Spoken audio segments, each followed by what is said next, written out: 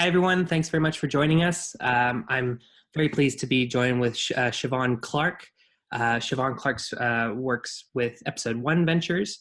Siobhan started out in product marketing for an online e-commerce product. She's led an innovation team at a small consultancy focused on economic development, undertook an MBA at Manchester Business School, served at Cisco, leading transformational IT projects, and led in the commercial development for a SaaS product prior to launch before coming on to Episode1. So operational background, operations background, and investor background. Thank you so much, Siobhan, for kind of joining us today. Real pleasure to be here, Rob. Thanks very much. So just to start off a bit about Episode1 and what you look for in prospective businesses, especially like the stage and the types of businesses that are most relevant to you. Sure. So at Episode1, we invest in UK software companies at seed level. So what does that mean? That essentially translates into investing somewhere between 500K and $1.5 million and rounds up to 2 million. We tend to focus very much on two areas, deep tech and marketplaces, partly because we bring deep experience of those two kind of subsegments, but also quite honestly, they're the most interesting companies that we see and get really, really excited about working with. But I think above all else, we invest in people, we invest in kind of incredible founders that have a passion for building industry-defining global businesses. So obviously incredible founders are important, but you write a lot about actually understanding your market and understanding your go-to-market strategy. So why is the go-to-market strategy so important for early stage founders to think about, especially those maybe who might not be quite ready for Episode1 yet, but like why should they be thinking about this so early on? Yeah, sure, Rob. So like, as I mentioned before, we're very kind of stage focused. So we kind of invest at seed, get the companies to the best Series A possible. That's our job. And that allows us to kind of see things happening over and over again. So the 30 companies that we've invested in, their biggest challenge that they've actually got is how do we kind of prove value in the product and service that they're delivering without kind of running out of cash effectively. Yeah. And whenever we take a step back and look at, well, what is go-to-market and how do you kind of define that? We see kind of go-to-market, it's effectively taking a bunch of resources and using those resources to get your product or service into the hands of customers and kind of proving your early value with those. So that fits to the use case in terms of you've got some resources at seed level and you've got to prove incredible value to a customer base to say that means you're going to grow this incredibly big industry-defining global business. So what does that actually mean from a go-to-market standpoint? That really means about it deeply understanding kind of the first few customers. So that's like which use cases, which groups within the customers, what's their personality, what coffee do they drink, how much should you be charging those customers, what value do you bring, what language does the customer use in order to be able to describe the value that you bring, what demand generation techniques, what sales process you should use, how you should support those customers after you've kind of already got them committed to your product and service. So it's about putting all of that kind of into practice and producing results that are back to proving that value so that when you come to a Series A or you come to your next round of investment, you're effectively scaling out different parts of that go-to-market. And it seems like a lot of people get confused with this idea of what is the market opportunity versus the actual go-to-market strategy.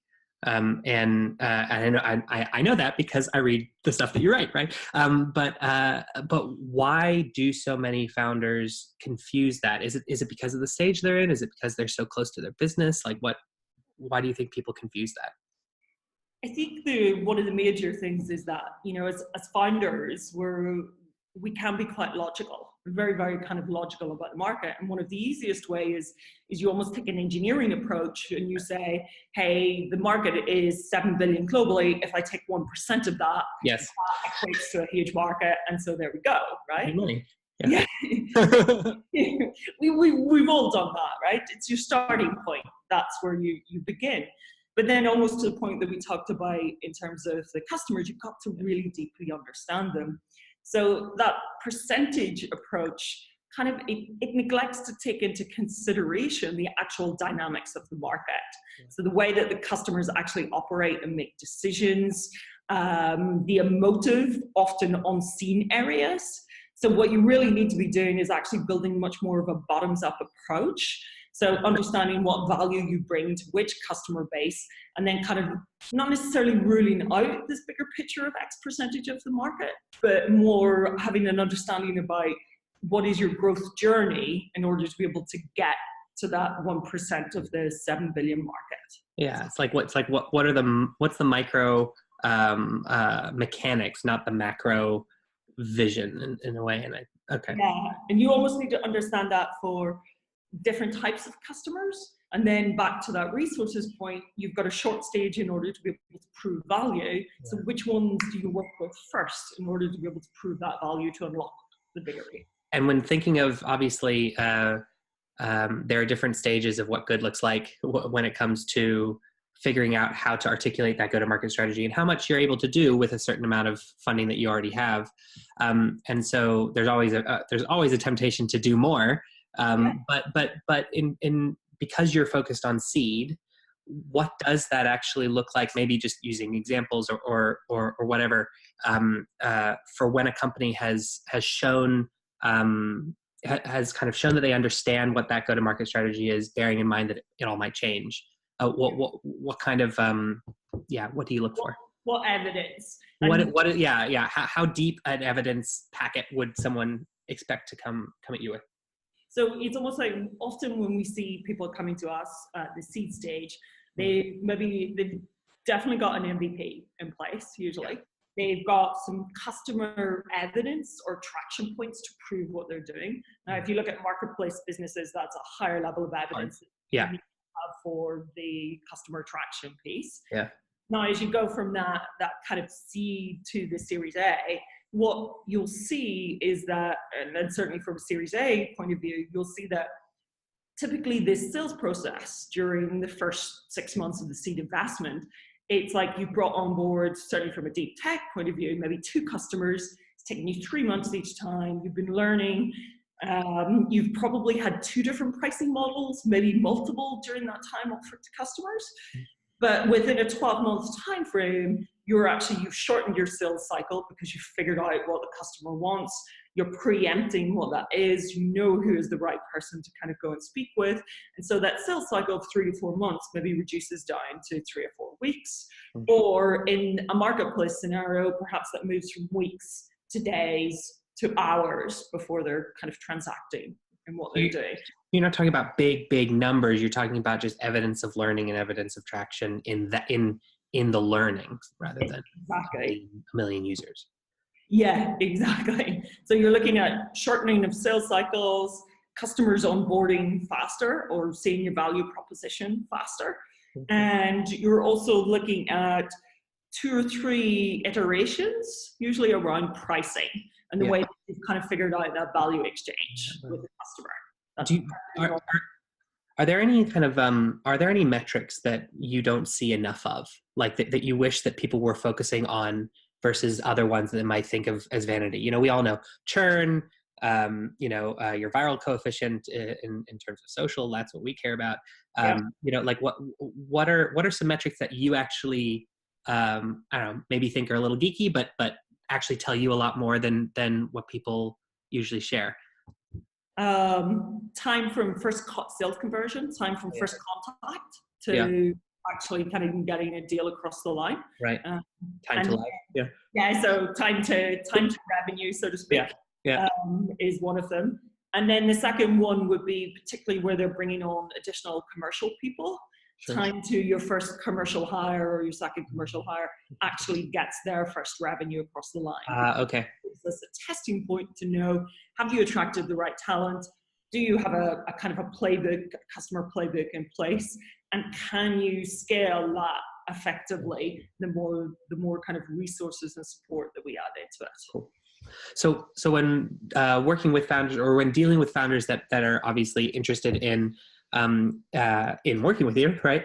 What are kind of the common, I wrote it in as face palms, but things that you deal with that seem to happen over and over that maybe you don't really understand why, or maybe you do, you get why, but what are some of the common things that you see that you just really wish wouldn't happen? Yeah, and there's almost like before we invest, so it's almost like the Yeah, this is before. Yeah, exactly. Because the after invest is a whole other story. Oh yeah. Before we invest, I mean, there's a bunch of stuff, the confusing market with opportunity that we talked about. Yeah. The second one, which is partially related to kind of not being honest or kind of having a fear about where they actually are. So it's like not being clear about what is in their sales pipeline or their customer pipeline, being very, very kind of honest. Customers like these companies. Yeah, exactly. That's a huge one. And then the third one that I see is actually around where we've got something that's in a very competitive space. Sure. You have to be really clear about what your value proposition is. And I've seen so many founders come in and they're being way too general about what that actually means. So if you're going to go into, let's take an example in the marketplace. If you're going to come in and you're going to describe upfront about the marketplace, I need you to be telling me why you're unlocking supply in a new way, or you're generating demand in a different direction. Yeah. I want to know about what you think those liquidity conversions are going to be on the inside. I want to know about positive and negative kind of reactions on one direction or another. Now, you don't have to have all the answers. In fact, I'd be surprised if you actually did. But being open about, we know X, Y, Z, we have a hypothesis about A and B, and this other stuff we just don't know yet, but we know that that's something that we've got to prove out or understand over the next 18 months of this seed invest. Right. So just saying, we're building Airbnb, but we're doing it with blockchain isn't enough. Exactly. I think that might be one where half the people in the room would walk out. I hear that. I hear that quite often. Like, oh yeah, but we're doing it with blockchain. So, okay. All right. Well, that's great. Yeah. Blockchain one's an interesting one just because it's like, well, why are you using blockchain compared to just a standard database? And I don't really understand. Exactly. So it's not really blockchain. Okay. Yeah. Definitely real uses for it. But, using something that's far more resource intensive and far less efficient. Anyway, never mind. And that just destroys the capability, right? Because we're going to have a long relationship really long. Yeah. So, can we be clear with each other about what we know and what we don't know? Yeah, exactly. So speaking about then the people that you do move on and work with. So when thinking about maybe specific companies in your portfolio, what are some of the attributes around founders specifically that you see that you quite admire, that maybe you see trends or in isolation, but what are some of these kind of attributes that you see that are, I don't know, great? Yeah, they come through as soon as, almost within the first 5 to 10 minutes when they come into the room. Right. You're kind of like, whoa. Okay. Number one, there's, I wouldn't call it an attribute, I call it a visceral feeling, where everybody in the room, for some reason, the energy just uplifts. Yeah. And you get excited. Yeah. You're not quite sure why. I mean, there's obviously metrics and markets and everything to go into, but you've got a visceral positive reaction to it. And when you start to break that down as to, well, why is that? There's a couple of things that we see coming through. One is passion, where people are believing in much bigger visions than themselves, sometimes even than the company. And what they're doing is using the startup and creating the startup to ensure that vision or that reality of the world comes into being. And you can see that when you talk to a great deal of founders. The second one is presence. They come in, they're very vocal about their space, they hold the conversation, and they have an ability to listen and engage, but at the same time are comfortable with saying, I don't know that yet, but I am an expert in my space. Yeah. And then the third one that we often see, which is back to our kind of like customer conversation here, is where you've got people that have got a very deep appreciation for the sector in which they're operating. So they really kind of know deeply what that customer base is. They're really kind of inside their head. They know the types of kind of clothes even that their customer would wear. They just intimately understand them. And those are really the kind of three things that we say coming through. They give you a warm, fuzzy feeling. Oh, totally. Don't ignore the warm, fuzzy feeling. Particularly at seed stage, it is about working with someone else. It's because it's going to be grueling. Yeah. So speaking just about like the wider world of venture capital for a second, what can or are there things that you've seen, initiatives that you've seen that people who work in venture can do or have done to improve the representation of businesses that they invest in? I mean, you probably know better than most about the statistics around how a lot of the people that you're probably going to meet with look like me, you know, white, loud, male. No, but in terms of representation, finding people in non-traditional backgrounds, from people who maybe have never thought about building, that they've been able or empowered enough to build companies themselves. What are some things that kind of the VC community is doing or should be doing to kind of engage those more? And I think we know that all change kind of begins with being fundamentally aware of the issue. Sure. So I think being open and vulnerable as VCs, to be able to say, actually, we need to recognize that we all have biases, and we need to kind of be very, very conscious of them. I think there's a second point in terms of the representation. You know, what does underrepresented founders mean to a particular fund? Is that associated with gender? Is that associated with kind of regional bias? Is that to a specific subsector tied to a type of individual that's coming in? So I think being very open internally about talking about that is hugely important. And then I think there's also a representation that isn't just about founders, but is also about who are the angels that you work with that are kind of contributing to your deal flow, who are the LPs that you're working with and the ones that are kind of coming into your fund, and how important is the kind of wider representation of the industry to them, because we're all driven by a shareholder somewhere or another. And then I think very practically what we've seen, you spoke about some of the stats, but diversity VC and what Czech and the team have kind of built out, they've built an incredible level of resources that if you were just starting, they're the place that you would go to kind of begin that conversation. Now, if you're improving representation, I think all of those mean that you need to just be open to conversations, to people that come through. There are lots of whole new audiences, I think, of entrepreneurs and founders that are coming from different parts of, I'll be a London bias, even coming from the deep part of Southeast London, from kind of like Vauxhall's becoming cool now, but actually there's a bunch of kind of founders coming out of there that are really interesting. It's not just people kind of moving in there. And that just, it adds itself to a mix within the community. So how, kind of picking up on something you just mentioned, how does it work with deal flow? With especially at a seed stage venture fund, seed is, a lot of people think, is the earliest or one of the earliest rounds that a company will do. And obviously, you have pre-seed now, and you have friends and family rounds, and you have early traction.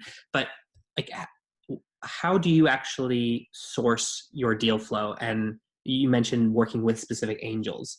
What's that dynamic like?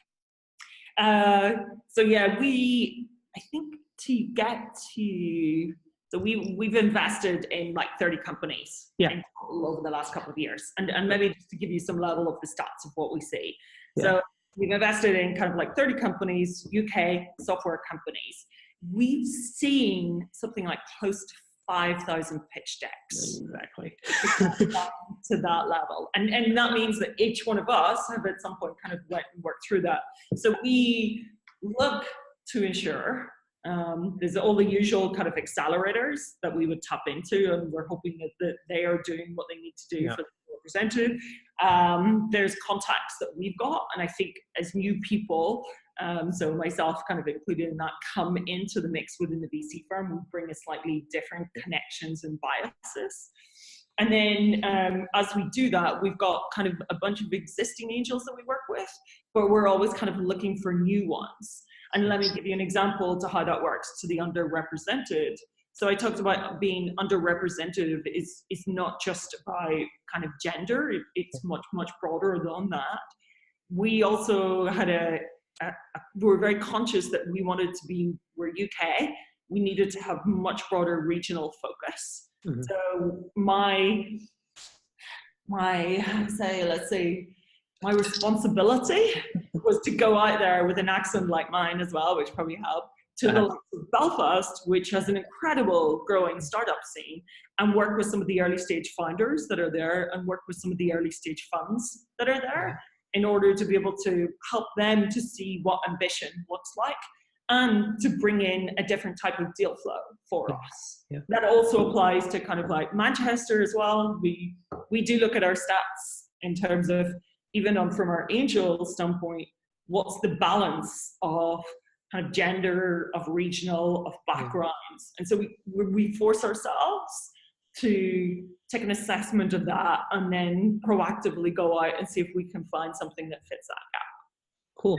Okay. And are there some interesting things that you're seeing, whether it's other VCs or angels that you're working with or accelerators doing some things? You mentioned diversity VC, but like, are there any others that are doing something just a bit different that I don't know, surprises you? Yeah, I think on a global level, one of them is really interesting is Backstage Capital. Exactly. What do you think of Backstage Capital?